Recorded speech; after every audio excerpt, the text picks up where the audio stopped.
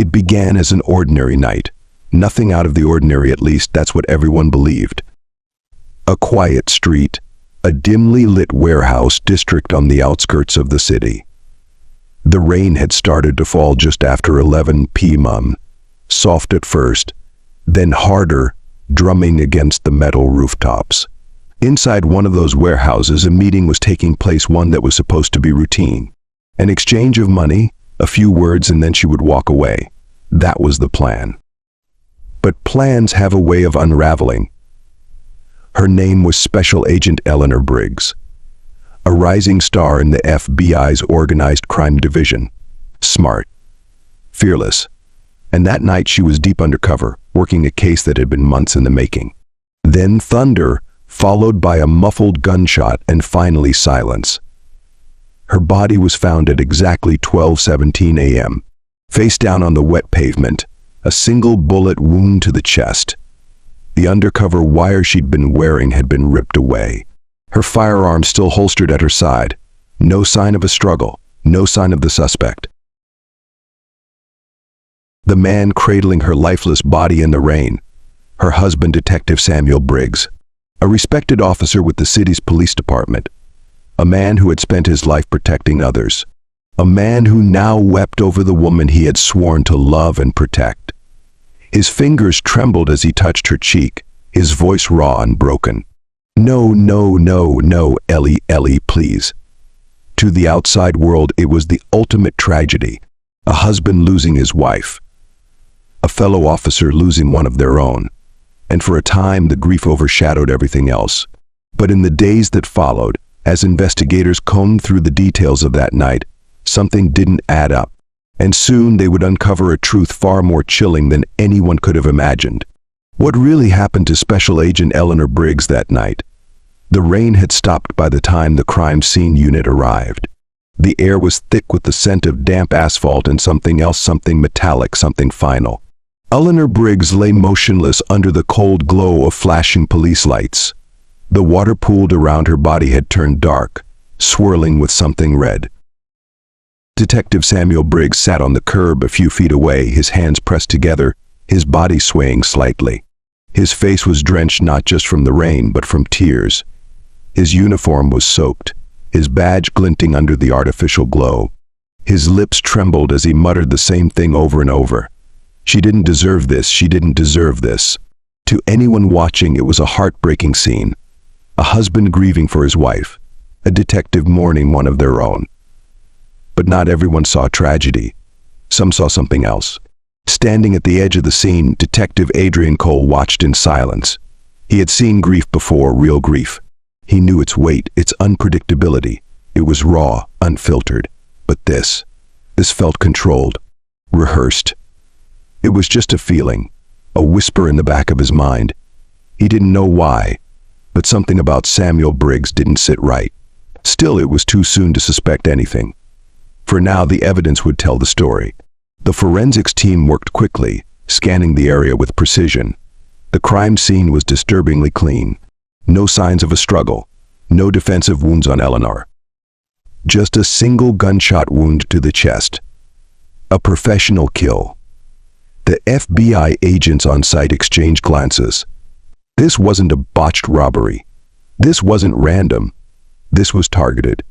Then came the first inconsistency. Eleanor's gun had never been drawn. Not even an attempt to defend herself. It remained in her holster, secured. She hadn't even reached for it. That didn't make sense. Eleanor was an experienced agent. She had been working undercover for 6 months, embedded in a high-risk operation targeting a powerful crime syndicate. She wasn't careless. She wasn't the type to let her guard down. So why didn't she fight back? The warehouse had a security system. Old, grainy cameras. The footage wasn't great, but it captured enough. A black sedan pulled up at 11:42 p.m. Eleanor got out of her own car, checked her surroundings, and approached the warehouse. She was talking into an earpiece, calm, focused. Then something strange. At 11:50 p.m. she suddenly stiffened. Her body tensed. She turned her head sharply as if she had heard something that alarmed her. But then, as quickly as it came, she relaxed. She knew whoever was there. For the next few minutes she stood still. No backup arrived. No gun was drawn. She was waiting for someone. At 12:10 a.m. the black sedan's lights flickered. A signal. Eleanor took a slow step forward. The footage didn't show the shooter. The moment the gun was fired, Eleanor collapsed, just outside the camera's frame. But one thing was clear. She hadn't been ambushed. She had been lured. Whoever killed her, she trusted them. Samuel Briggs sat in the precinct, a blank look on his face. His fingers tapped the table in front of him, a slow, repetitive rhythm. Detective Adrian Cole sat across from him, a recorder between them. "You found her body," Cole said, voice calm. "Tell me how." Samuel exhaled shakily. She hadn't come home. "I called. No answer. I got worried, so I tracked her phone. It led me to that warehouse." His breath hitched. "And then I saw her, just lying there." Cole nodded slowly. "Did she mention the case to you? Anything she was working on?" "No, she kept that separate. No details at all." Samuel's hands clenched into fists. "I told you. She didn't she didn't talk about work. Not with me." A pause. Cole studied him carefully. "Where were you tonight, detective?" Samuel blinked. "What?" "Where were you before you found her?" Samuel shifted slightly. "I was at home. I was waiting for her to get back. Then when I saw the time, I got worried." Another pause. Cole let the silence linger. It stretched between them, thick, heavy. He watched as Samuel's throat bobbed. Then, just as expected, he broke the silence first. "I loved her," Samuel said. His voice cracked. "She was my wife. Why are you asking me this?"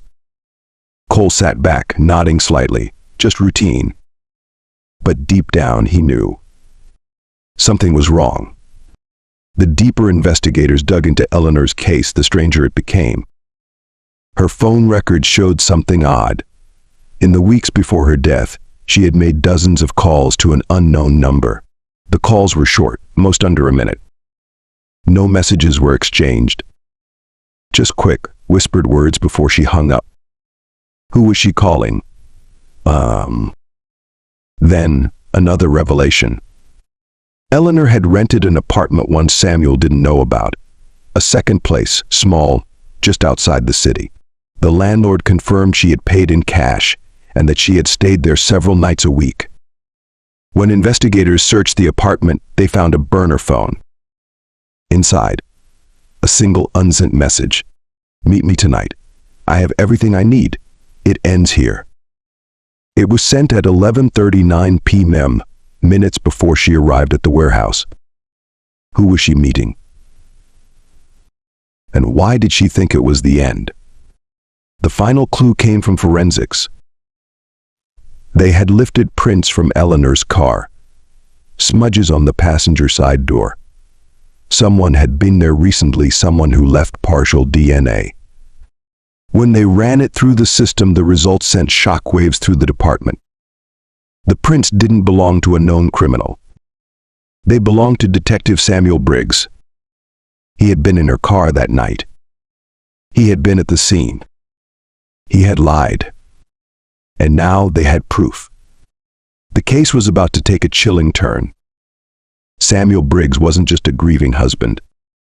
He was a suspect. And soon, the truth would come out. The first 48 hours were critical. Every seasoned investigator knew that.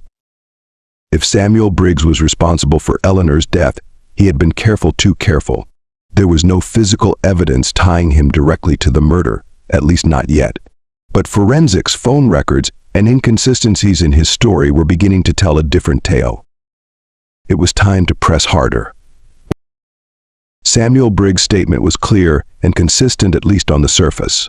He told investigators that he had been at home the night Eleanor was killed, that he had been waiting for her, expecting her to come home after a long shift, that he had dozed off on the couch only to wake up sometime after midnight, realizing she still hadn't returned. That a sense of unease crept over him, leading him to check her location. "I tracked her phone," he had said, voice breaking during his first interview. It led me to that place. I found her there. I didn't know what to do. I called for help, but it was too late. His tone was desperate, pleading. A man reeling from unimaginable grief. But the evidence wasn't lining up. It was the gaps in his story that troubled Detective Adrian Cole. Samuel claimed he had been home all night, but he couldn't name a single person who could confirm that. He hadn't made any phone calls, hadn't texted Eleanor. The traffic camera footage told a different story. His car, captured 2 blocks from the crime scene, time-stamped at 11:55 p.m. Why would a man who was home all night be caught on camera heading toward the warehouse district just minutes before his wife's murder? Then came the timeline problem. Samuel called 911 at 12:17 a.m. But the coroner placed Eleanor's time of death between 12 and 12:05 a.m. If he had been tracking her location and found her immediately, why had it taken him at least 12 minutes to call for help? Those 12 minutes hung in the air like a noose. A man finding his wife's body should have dialed instantly, should have panicked, should have been frantic, desperate, incoherent. But Samuel, he had taken his time. What had he been doing for those missing 12 minutes? And then there was the call log. Investigators reviewed Samuel's phone records. They expected to find missed calls, worried texts to Eleanor, frantic messages asking where she was. They found nothing. Not a single call or text to Eleanor that night. Cole frowned at the report as he sat across from Samuel, the air between them thick with unspoken tension. "You say you were waiting for her to come home," Cole said, sliding the phone records across the table. "But you never called her.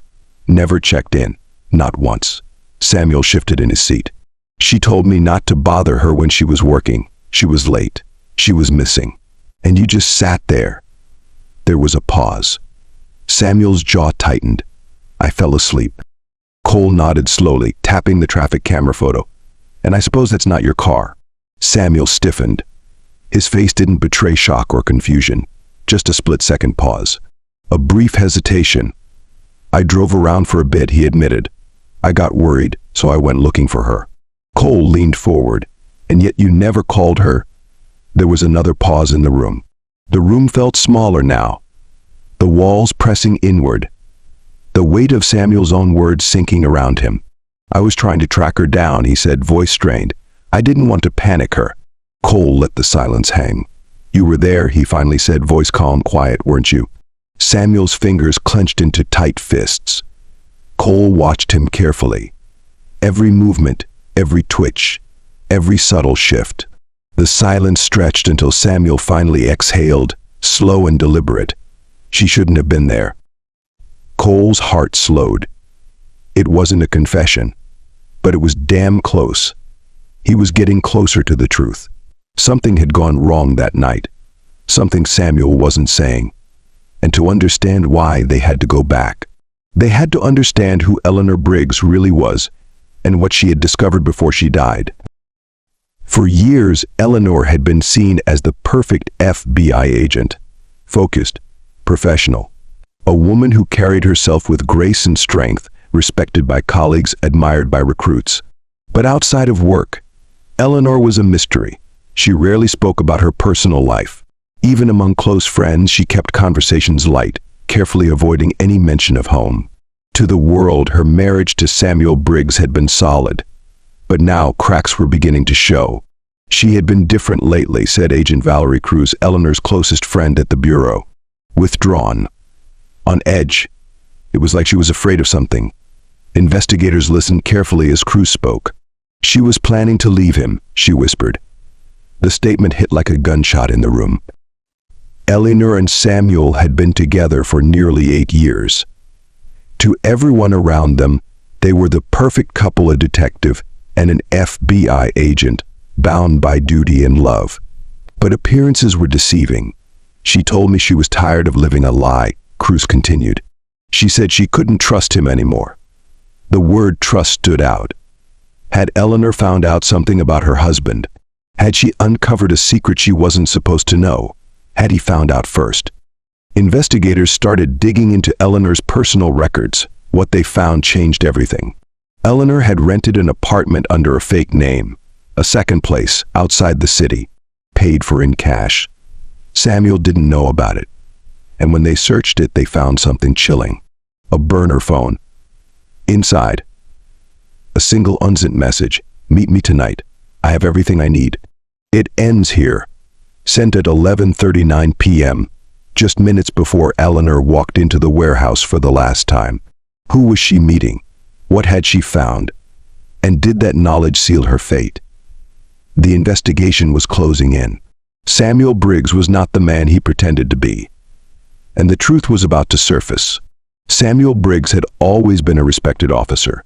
He was clean, no past misconduct, no suspicious activity. He had worked in narcotics for years before transferring to homicide. But then, an analyst stumbled across something strange. A hidden bank account. It had been opened 6 months earlier, right around the time Eleanor went undercover. The account had been receiving regular deposits, large sums of money, in cash. Where was it coming from? The answer was chilling. A known drug informant. Someone whose name had surfaced in Eleanor's investigation. Was Samuel involved in something illegal? Was that what Eleanor had found out? Was she killed because she knew too much? Detective Adrian Cole sat across from Samuel again, this time with new evidence. The room was silent, tense. Cole slid the surveillance photo across the table. Samuel's black sedan. Near the crime scene. Then, the bank records. Then, Eleanor's burner phone messages. Samuel stared at the table, his jaw tightening. His hands, once steady, began to tremble. You lied, Cole said simply. Samuel exhaled, shaking his head. I didn't. You were at the warehouse that night. Your car was seen. Your fingerprints were found. Eleanor was planning to leave you. And now we have proof you were taking money, dirty money. So tell me, what the hell happened that night? Samuel's breath quickened. His body language shifted. He was cornered. Then, a long silence. And finally he whispered, she shouldn't have been there. Cole froze. It wasn't an admission of guilt. Not yet. But it was something. Samuel knew more than he was saying. And that meant he wasn't just a grieving husband. He was hiding the truth. The evidence against Samuel Briggs was mounting. His alibi had crumbled. His financial records showed dirty money. His car was seen near the crime scene. His wife had planned to leave him, but something was still missing. The gun. The murder weapon had never been found, and without it there was still reasonable doubt, until forensics delivered their final report. Gunpowder residue on Samuel's jacket. His hands had been scrubbed clean. His car had been detailed the next morning. But he had forgotten one thing. His jacket. A single trace of gunpowder barely visible. The final piece. Cole walked back into the interrogation room, setting the forensics report on the table. Samuel stared at it. His eyes darkened. His fingers drummed against the surface, the rhythm slow, methodical. You're done, Briggs, Cole said. We have everything. There was a long pause. Then Samuel leaned back, exhaling. And finally he spoke. She found out, he muttered. About the money. About everything. Cole stayed silent, letting the confession come. Samuel's voice was hollow, distant. I told her to let it go. I begged her, but she wouldn't. She told me she was going to expose me. Said she had all the evidence she needed. Samuel's jaw clenched. His eyes burned. She was my wife, he whispered. I loved her. Cole didn't blink. Then why did you kill her? A slow, ragged breath. I had to. The words hung in the air, chilling. It wasn't rage, it wasn't passion. It was calculated. Controlled. She had been a threat.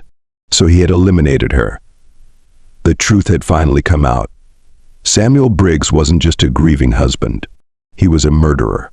That night Samuel Briggs was arrested for the murder of Eleanor Briggs. He never spoke again after that. The once respected detective, the devoted husband, had planned the perfect crime. But he had made one mistake. He had underestimated her. Even in death, Eleanor had left behind enough clues to expose him. And in the end, the man who had sworn to protect her had been the one to end her life. The case was closed, but the scars remained. And for everyone who had known Eleanor Briggs, there was one question that haunted them. If she had never found out the truth, would she still be alive today?